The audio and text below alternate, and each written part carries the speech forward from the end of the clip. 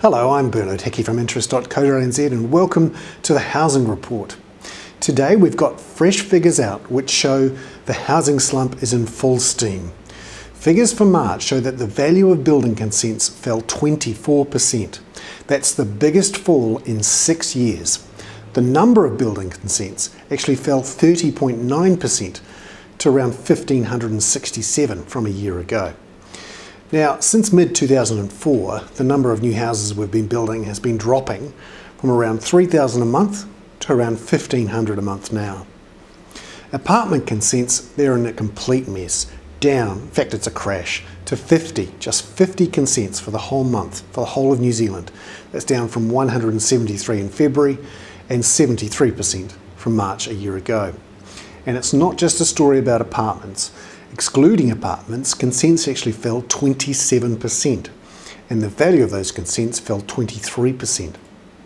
What's interesting here is that the cost of building is up quite sharply in the last few years. If you look at this chart here, you can see the cost per square metre is up 22% in the last year to around $1,330 per square metre. Now that can be partly explained by fewer apartments because apartments cost less per square metre on the whole. It's really to do with wages costs for builders, fuel costs to transport all that material to the building site, and also higher raw materials costs. Remember, you have to use energy to produce concrete. So what does this all mean for house prices and for interest rates? Firstly, house prices. Let's look at the supply versus the demand. And there's some interesting research out in the last day from Westpac on this issue. It shows that right now, supply and demand are broadly even, but it's forecasting that supply will soon outweigh demand in the next couple of years for a couple of reasons. Our inward migration is falling, and also demand generally from the market is falling. So they actually see that supply will outweigh demand by around 5% by the end of 2009. That will weigh further on house prices, which are already falling.